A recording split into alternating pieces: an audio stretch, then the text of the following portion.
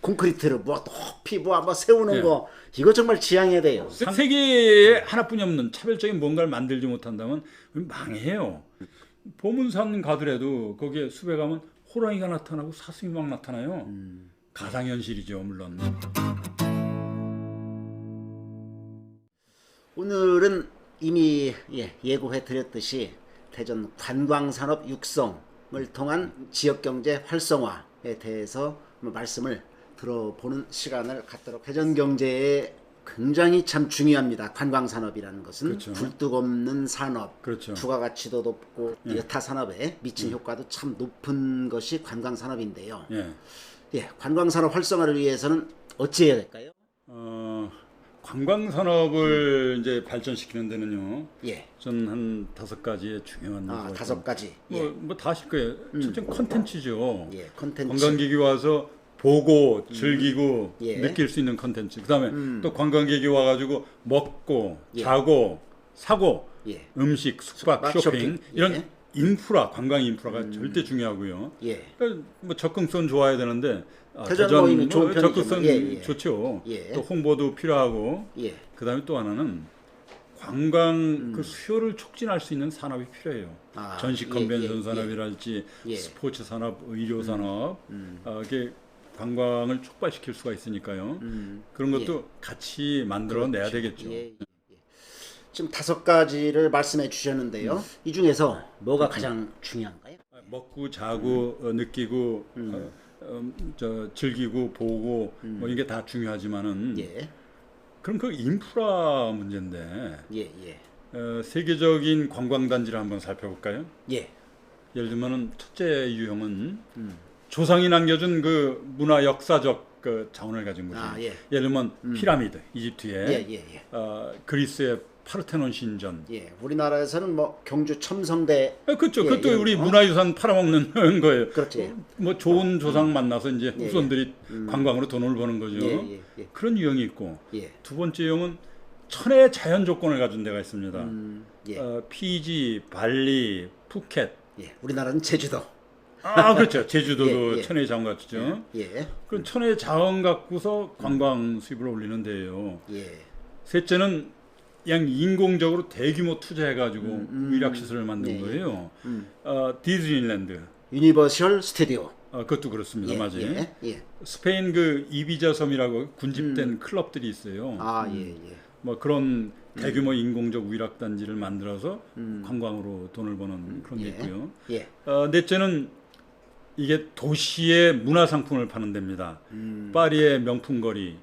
그 문화상품이에요. 그렇죠. 뉴욕의 브로드웨이의 그 뮤지컬, 영국의 그 에딘버러 연극 축제. 그 뭐 날씨도 아니고 관광 뭐 저 역사적 자원도 아니고 특별한 문화상품. 우리나라에서도 이제 뭐 한류 상품 같은 것도 서울에 좀 거기에 한류 상품 맞아요. 그렇죠? 최근에 그렇습니다. 마지막으로 이제 5번째가 요즘 등장하는 건데 새로운 아이디어를 이렇게 복합해가지고 복합형인 거예요. 예를 들면 의료와 관광이 복합됐죠.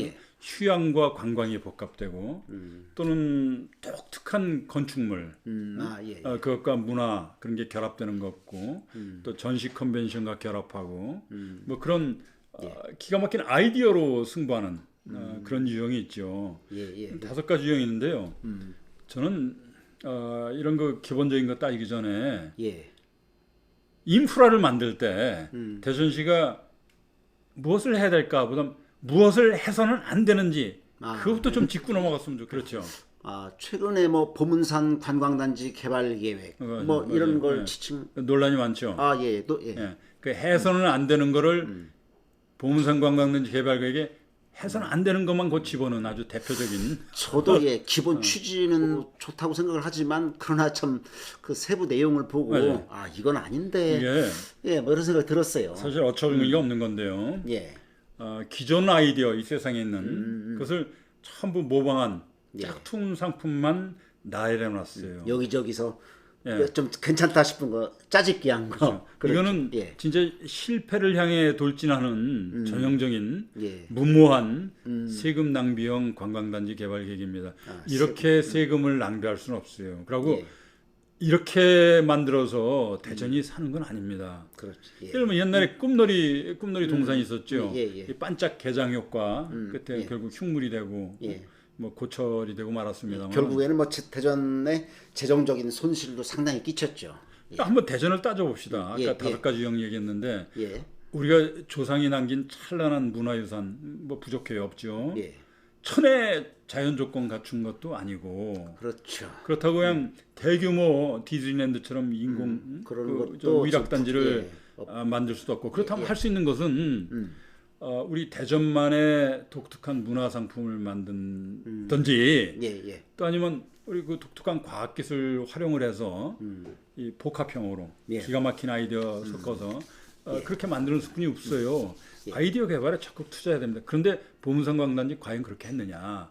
이 정도 아이디어로 승부를 걸 수 있다는 말이냐?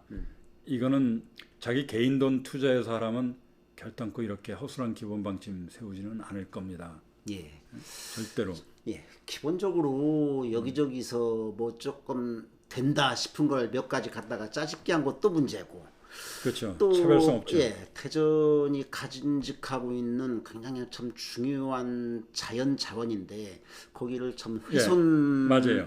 그런 우려도 크고 자연 훼손 우려를 아주 심각하게 촉발한 이런 관광단지 개발 계획은 전 처음 봤습니다. 심소한 숙고가 너무 없어요. 그러면 그렇죠. 누구를 위치하는 중요합니다. 관광 인프라를 만들 때 누가 잠재 고객이냐 따져야 돼. 만약에 잠재 대전 시민이냐 그러면 그냥 대전 시민이 즐길 수 있는 뭐 저희 산책로 뭐 하고 그러면 돼요, 그죠? 그렇죠. 근데 우리나라 이 대전의 관광 산업을 일으키기 위한 진짜 관광 단지를 만들겠다. 그러니까 우리나라 그 시민들 대표적인 우리나라에 만들겠다 그러면 우리나라의 관광단지는 그 관광단지가 그것이 제주도에 있건 강원도에 있건 전라남도에 있건 어디에 만들건 인구 절반이 몰려 사는 이 수도권 인구를 고객으로 끌지 못한다면 그들이 재방문할 수 있을 정도의 수준이 아니라면 망합니다. 그렇죠. 이거는 냉혹한 현실이에요. 맞습니다. 수도권 인구를 끌고 올 수 있는 정도 같아요. 이번에 수립한 계획이 무려 1,140억 원이라는 엄청난 돈을 투자해서 관광단지를 개발하겠다는 건데, 그렇죠. 어떤 사람들이 누구를 맞습니다. 끌어들여야 할지 1,140억 정도를 투자한다면은 이건 단지 대전 시민이 즐길 수 있는 휴식 공간은 아니에요. 그렇죠. 이거는 외부 관광단지, 국제적인 관광단지를 만들겠다는 건데 그러면 그 고객을 조사를 해봐야 되잖아요. 그렇죠. 과연 그렇게 했느냐? 우리나라 사람들이요 지금 이미 세계 여행 엄청나게 많이 합니다. 올해 상반기만 즉 1월달에서 6월달 지난 비행기 타고 해외로 떠난 누적 관광 여행객이요 몇 명이겠습니까? 4,556만 명이에요. 증가 추세입니다. 참 많습니다. 근데 이런 허술한 기본 계획으로 이미 세계적인 안목을 가진 사람들을 어찌 끌어오고 어찌 만족시킬 것이냐. 이거 세계에 하나뿐이 없는 차별적인 뭔가를 만들지 못한다면 망해요. 그렇죠. 이게 무지에서 비롯된 맞습니다. 희망적인 사고, 참화를 불러오기가 십상입니다. 고객을 바라봐야죠. 맞습니다. 현실 직시해야 돼요. 그러니까 아까 짝퉁 그 말씀하셨는데 맞아요. 거기에 뭐 스카이 서핑이랄지 번지 점프, 스카이워크, 회전식 뭐 레스토랑, 예, 곤돌라 이런 게 과연 대전에만 있는 것이냐? 좀 모방이거든요. 짝퉁이고 짝퉁은 성공할 수 없습니다. 개발 사업의 원칙이에요. 한심한 발상이에요. 아니 무슨 그다음에 뭐 요즘 그 유행하는 그 뭐야 무슨 구름다리, 하늘다리 이런 거 지자체들이 너도나도 막 놓는 그런 발상이나 엄청 많습니다. 비슷한 거죠. 뭐 보문산 타워도 한번 보면 이게 19세기적인 사고 방식인데. 그렇지. 콘크리트를 뭐 높이 뭐 한번 세우는 거 이거 정말 지양해야 돼요. 상하이에 가면 그 명주 타워도 있고 상하이 타워 있어요. 상하이 타워가 세계에서 두 번째 높은데 632m나 됩니다. 이걸 올라가 본 사람들이 수도권 사람들이 서울의 남산 타워, 시샤 타워 안 올라가요. 근데 여기 170m 보문 170m 보문 타워에 올라갈 것이냐? 그 올라가서 전망대에서 무엇을 볼 것이냐? 서울같이 화려한 야경? 물론 부산 용두산 타워도 사람들이 올라가는데 거기는 광활한 바다가 또 보여요. 그렇죠. 그러니까 전망대 자체가 전망 없는 전망대는 관광 상품이 아닌 겁니다. 그렇죠. 처음에 이제 반짝 개장 효과는 있겠죠. 그렇죠. 이제 그러다가 이제 별 볼 거 없어 하다가 사람들 끊기고 그렇게 되면 이제 이게 또 뭐 정말 그 첫 철거해야 될지 말아야 될지 그 유지하기도 또 돈 들어요. 유지하는 것도. 그거 이제 대전시에서는 이게 대전의 상징을 만들어야 된다, 랜드마크 만들어야 된다. 근데 전망타워는 상징이라는 건 차별성에서 나와요. 그럼 차라리 차별성의 예라면은 차라리 대전역 로비에다가 첨단 안내 로봇을 배치한다면 그것이 과학기술도시 대전의 상징이 되기 더 쉬울 거예요. 좋은 아이디어네요. 참 맞습니다. 이 정말 뭐 탑 뭐 아니면 뭐 전망 타워 이런 거 높이 뭐 세우고 뭐 그것이 경쟁하고 상징이 되기는 정말 이건 지났습니다. 시대에 한참 뒤떨어진 19세기적 그렇죠. 발상이죠. 또 하나 그 5월드 있지 않습니까? 좀 손님 없어가지고 참 걱정인데 거기다 또 124억 시민 혈세를 투입한다고 그래요. 해서 뭘 어떻게 할 것이냐 그거거든요.